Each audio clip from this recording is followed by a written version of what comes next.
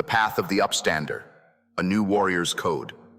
The call to imagination, why we need heroes. The mythic necessity. Our brains are story-making machines. We need myth not because reality is false, but because we need a map to navigate the chaos of existence and to feel meaning. Today, our gods are superheroes, aspirational blueprints of our best selves. The trap of passivity. The old myth says heroes are rare and superhuman. This is a psychological trap. Evil doesn't come from monsters. It comes from ordinary people choosing to do nothing. Banality of evil. We live in a world where situations, not destiny, turn bystanders into villains. Heroic Imagination Project. Key elements. Everyday heroism. Zimbardo reframes heroism as ordinary people choosing to act with courage and compassion during critical moments.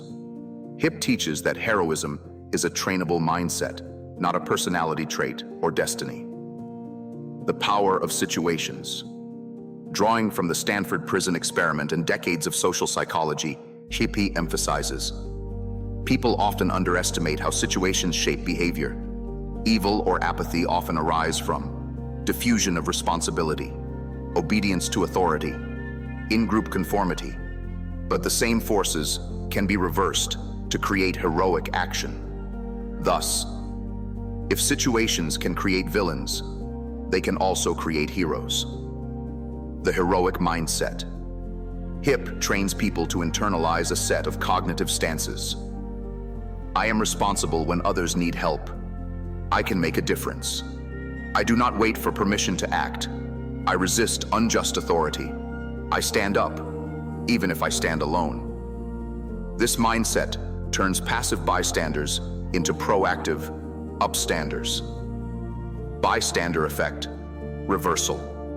One of the project's core training modules, why people freeze or fail to act during emergencies, how diffusion of responsibility paralyzes groups, how to actively reverse it through early intervention, clear communication, modeling courage, defining yourself as the one who helps.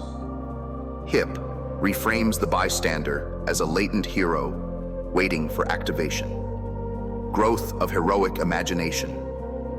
HIP teaches that imagination is the seed of heroism. See yourself in advance as the type of person who acts. Mentally rehearse helping behaviors. Visualize moral courage. Understand the psychological traps before facing them. This pre-training makes real-life action vastly more likely. Counteracting the banality of evil. Zimbardo's insight. Evil is rarely monstrous by intention. It emerges from ordinary people in corrupt systems. HEP's goal. Replace the banality of evil with the banality of heroism. Make courageous action normal, expected, and replicable.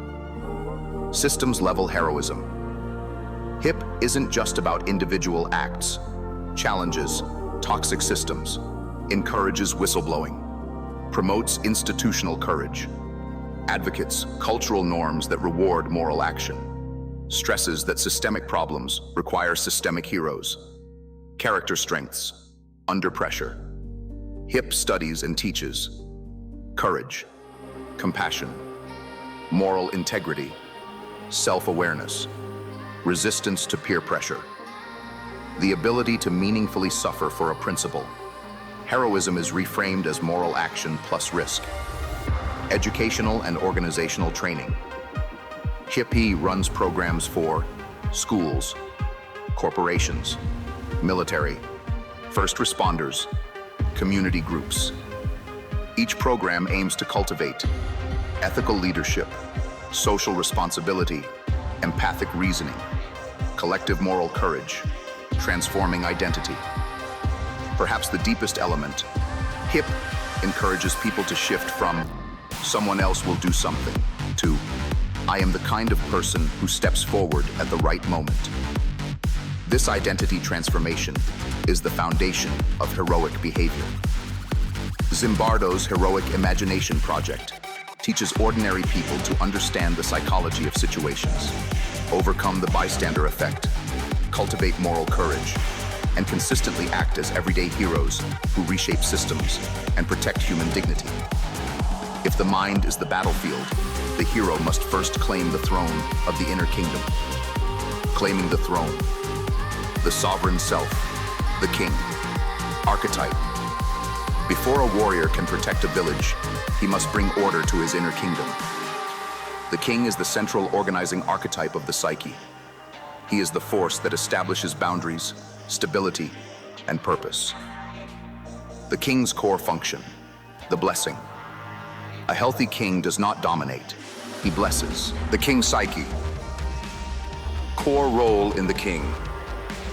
Within the king is the central organizing archetype. In the masculine psyche, the king is the psychological center that orders the other archetypes. Warrior, magician, lover. Balances their energies, establishes inner coherence, integrates the personality into wholeness. The king is the axis or hub of the inner kingdom. Without the king, the psyche becomes fragmented, chaotic, or tyrannical. The king brings order, structure, and stability. The king energy stabilizes psychological life, brings calm, creates order, provides structure, establishes boundaries, sustains purpose. It is the archetype that says, "Let there be order." This is the inner force that organizes a man's inner world and outer life. The king blesses. Perhaps the king's most essential function. The king blesses. He affirms the self, others' life existence, one's mission, one's worth. A man with a healthy king energy radiates confidence, stability, benevolence, generativity, warmth. He uplifts the people around him. The king generates creativity and fertility.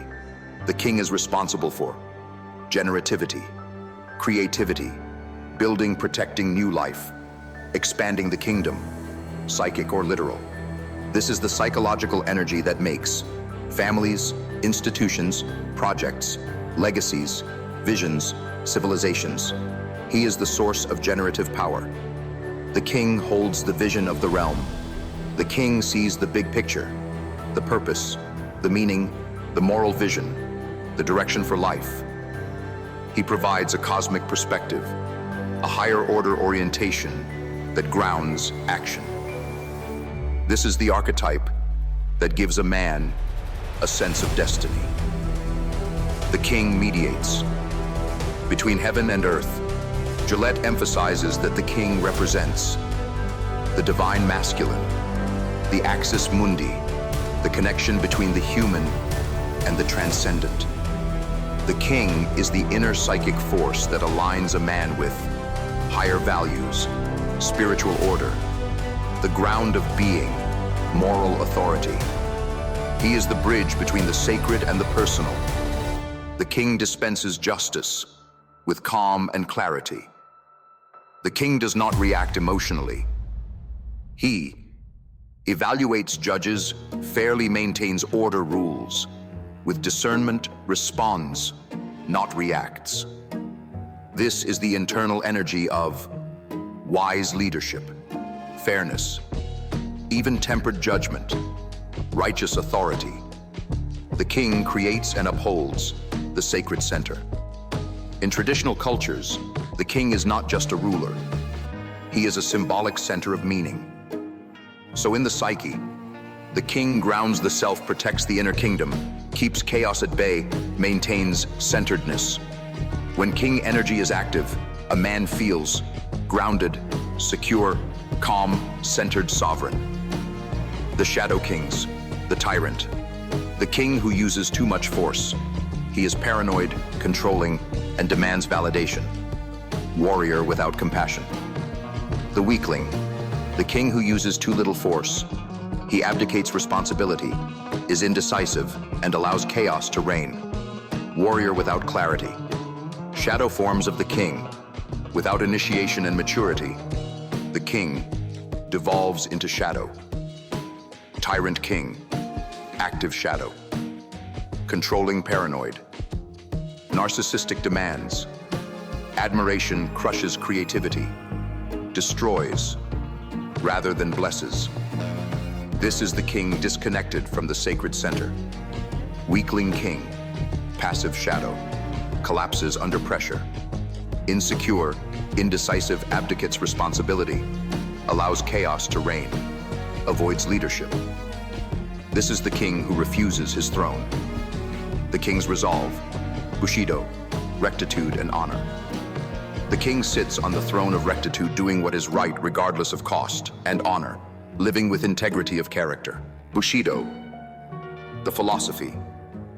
Bushido, Wushidao, means the way of the warrior. It is the ethical code, spiritual discipline, and philosophical worldview of the samurai. At its core, Bushido is about mastery of self, purity of intention, and service to a higher order. The essential pillars: rectitude, righteousness, yi, ji. This is the foundation of Bushido. Moral clarity, doing what is right, regardless of cost, loyalty to truth before personal convenience. A samurai must be a person of absolute moral backbone. Courage, Yang, Yu. Courage is not fearlessness. It is acting correctly despite fear. Courage in Bushido requires disciplined risk, calm acceptance of death, strategic clarity, action guided by principle, not impulse. This is virtuous courage, not recklessness. Benevolence, compassion, Ren, Jin. A true warrior is not cruel. They protect the weak and uplift the community. Compassion is the heart of strength, not a contradiction to it. Respect, Li, Rei. Respect toward all beings, even enemies. Essential because respect prevents ego. Ego leads to sloppy mind. Sloppy mind leads to defeat. Rei purifies intention and honors life. Honesty, sincerity, Cheng, Makoto. A samurai's word is binding. Truth is action. Action is truth. There is no separation. Makoto means no deception, especially toward oneself. Honor, Mingyu, Meiyo.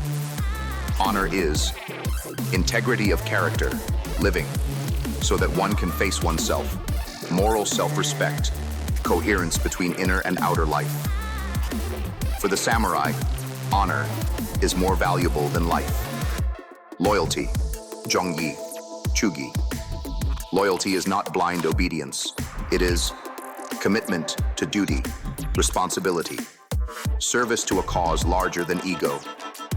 Chugi is the warrior's devotion to rightful purpose. Self-control, Ziji, Jisei. Mastery of desire, anger, fear, pride. Bushido demands clarity of mind, emotional discipline, stable presence.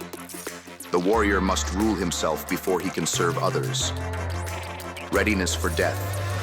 Si, Shi. Not morbidity. Not suicide fixation. This is freedom from fear. To be already reconciled with death means nothing can dominate you. Nothing can corrupt you. No threat can sway your purpose. This creates the samurai's calm intensity. Unity of spirit and action. Bushido merges Zen clarity, Shinto purity, Confucian ethics. A samurai's life must be purposeful, simple, mindful, aligned. The inner world and outer action must be one. The code of action, effortless mastery. The warrior's stance, Gita. The highest form of warrior action is action without attachment. This is the key to true, sustained courage. The detached mind. The warrior fights because it is their duty, not because they hate the enemy or crave the fruits of victory. Wu Wei Pluster, applied to the Gita's warrior. Wu Wei equals effortless action, equals Gita's action without attachment. Wu Wei does not mean passivity. It means acting in complete alignment with the Wei, Tao. without egoic forcing. In the Gita, Krishna tells Arjuna, act without craving outcomes, act without ego, act without fear or desire, act in harmony with Dharma. This is literally the Hindu expression of Wu Wei. Wu Wei, action that emerges naturally, without internal friction. Gita warrior, acts as an instrument of Dharma, without grasping or resisting. Both point to the same inner state, an action that is so aligned with reality that no psychological force is required. This is why Krishna calls the ideal warrior Sthita Prajna, stable intelligence, and the Taoists call it non-striving. Wu Wei removes ego, Gita removes doerhood. Both traditions dissolve ahamkara, the egoic I am the doer. Taoist view, when the ego stops interfering, action becomes fluid and wise. Gita view, when Arjuna's ego drops, he sees, you do not act, the gunas act through you. A warrior in this state acts without hesitation, without pride, without guilt, without confusion, because the self is not the source of action. Wu Wei and Krishna both teach. When the ego dissolves, duty becomes effortless. Wu Wei is the warrior's calm mind. Wu Wei requires inner stillness. The Gita calls the same thing yoga of equanimity, a stable mind, unshaken by victory or defeat, free from emotional turbulence. Both teach. Calmness is not passivity. Calmness is power. D, virtue, power, inner potency. D equals the radiant power of alignment. In Taoism, D is the natural virtue power that arises when someone lives in harmony with Tao. It isn't morality in the Western sense. It is an inner field of presence, a spiritual gravity.